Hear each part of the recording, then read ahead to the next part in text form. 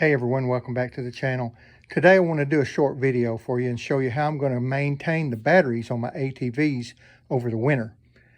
You can see this group of wire connectors and things that I have.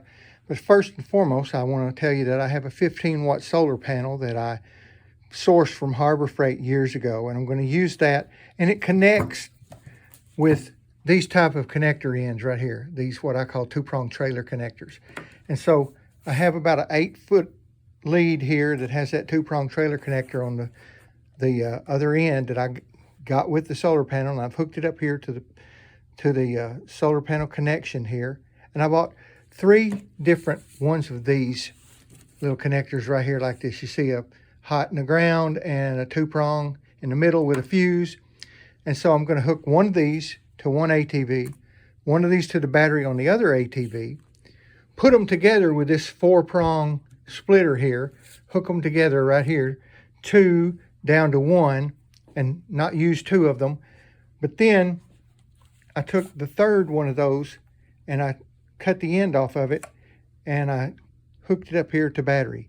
And so what I'm going to do is I'm going to go hook these to the battery, one to each battery, to the union here, and from the union to this, and from this controller to the solar panel. You can see my connector there in the floor. I'll go out and show you how I'm going to hook them to the ATVs.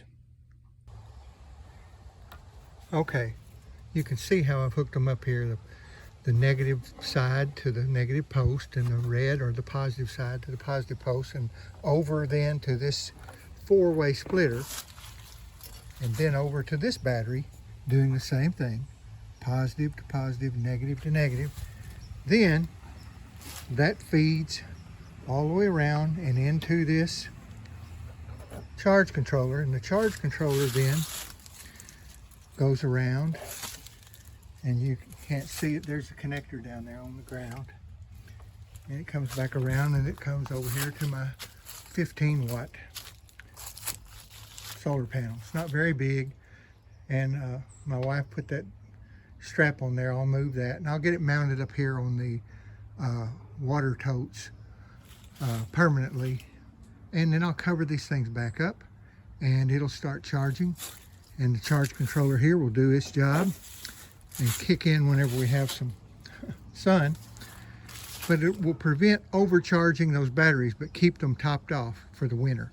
So I hope that helps you. I'm trying to do how-to videos like this to help you guys. It does help me. I keep my lawnmower on one like that.